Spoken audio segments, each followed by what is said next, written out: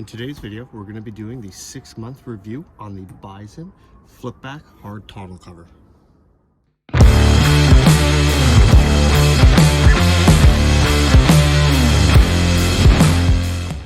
Today's long-awaited video is going to be going over the good, the bad, and the ugly of this Flipback Hard Tonneau cover. So I personally purchased this tonneau cover about 6 months ago. I got it for about $700 Canadian. So when I was looking to replace my tonneau cover, I had looked at a few different options. The main reason that I leaned towards the Bison was the price.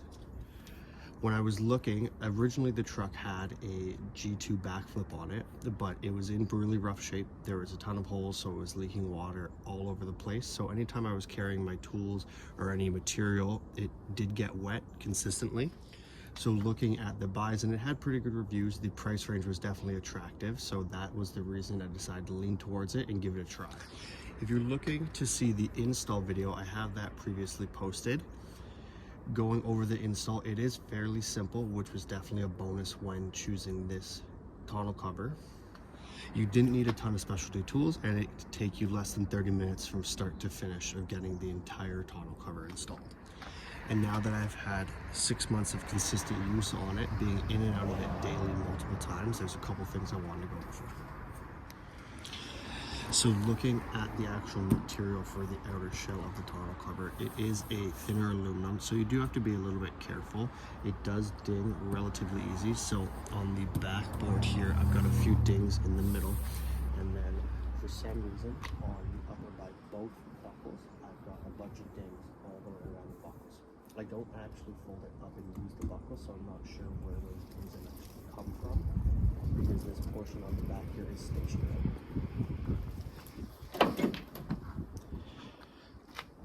So taking a look at the cable construction to open up the tonneau cover, on both ends it is pretty strong. I haven't had any issues with any of the opening mechanisms.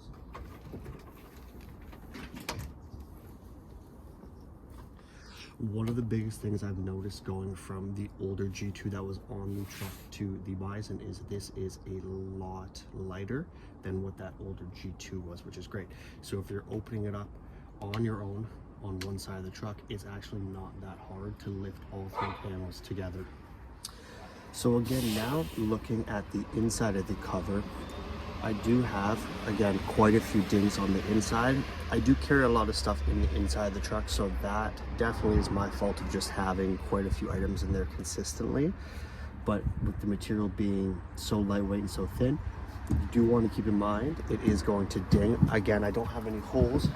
This is my deepest ding here and here, but there's no hole actually through the material. So it is something you just want to keep in mind to make sure that you're not overloading the inside of your bed when you've got the cover closed. Taking a look at the two side brackets here that allow you to hold the cover open while driving. I don't do this because most of the time I've got a lot of stuff inside the truck, so my cover is actually closed or just have the end portion of the cover open. One thing that would be nice though is these do seem a little flimsy being full plastic. It would be nice if these were also part of metal. I think if you were using this feature consistently, you would eventually end up having an issue, especially during cold weathers, of these possibly cracking. So the biggest negative feedback that I have about this cover is the drain system here. So the tonneau cover only comes with two drains, one on the right corner, one on the left corner of the inside of the box. So the way that the drain portion clamps onto the cover, so I've got a bunch of water here on my fingers. The cover drain does leak once in a while. So if you've got a lot of water running into that section, it actually will leak out past the drain on the front of the cover and drip in the inside of the box. So if you're carrying a lot of materials or tools and stuff in this back end of the box, you do need to be careful, because with all the water coming in, you're either going to rust or damage the materials or tools that are inside of your cover. Now that we're talking about the feedback for the drains, the one thing it would be nice for this cover to have is to also have rear drains. If it did have a set of drains on the back end of the rail here, so 4 drains in total, you really wouldn't have any water issues, which would be nice.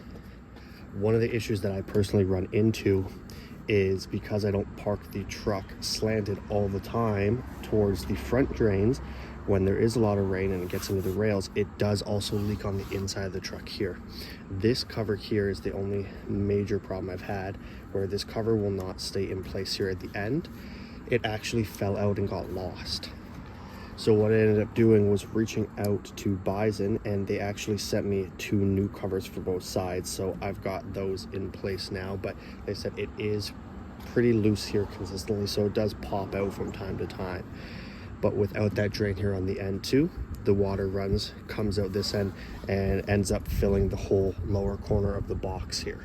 So when I did lose this end cover here though, Bison was great. There was no charge. They shipped it to me for free, which was awesome. So looking at the big negative feedback I have, it is the drain system on this cover. It would be nice to see them do an update and add an additional drain on this side as well as the passenger side. I think that would alleviate a lot of the water issues that happen with this cover. Now folding this cover back down, again, it's very lightweight, so I always pop it down and I pull my cords and pull it back in here. It does drop back in very easy. You don't need to fight or force the cords back into position here. The last point that I did want to go over on the cover is the creasing that's starting to happen with the rubber seals on the side here, where each section folds over. So again, I don't drive with my cover open for a long extended period of time because I either have materials inside or I carry tools inside of the truck. I tend to keep my cover closed. So for the short amount of time when I'm getting stuff out of the truck that I have the cover open, I am starting to get the crease lines here in the rubber and it's dimpling down. So taking a look with these markings already inside of the first 6 months, the longevity of these seals, I am a little concerned that over time that they're going to start cracking more and end up splitting, and then that's going to be an access point for water to come in outside of the rail system. So if you do drive with your cover open a lot all the time because you're hauling large materials, that is definitely something to keep in mind. Inside of the first 6 months, it's not super bad for me, but again, I'm gonna keep an eye on it. It's something I'm gonna monitor, and I'll do an update down the road if I start to have any issues on these creasing points here on the cover. One of the other small issues I've had is the buckle on the passenger side has actually cracked off a portion of it here. I don't actually buckle mine up very often, so it's not something that will affect me personally, but with the buckles being plastic and me being in a colder climate consistently, the plastic does get pretty brittle during the winter, so you want to be careful that you don't really place anything on it, or when you're brushing off the back of your truck, things like that, that you're not hitting this buckle a little too hard because it will just crack away.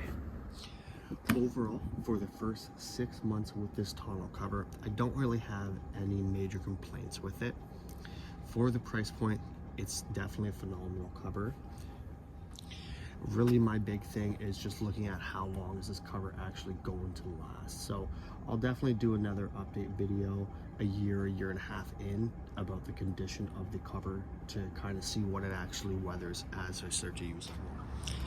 So now, looking at this cover overall, I definitely would recommend it to people at the great price point it's at. Super easy to install and extremely lightweight. It's a great option if you do want a hard cover compared to going with a soft flipback cover. The couple issues that I've had aren't anything major, I would say, that would hold me back from going with this option for now. But again, I'll do another video down the road, a year and a half in, to see what the condition of the cover is like at that point.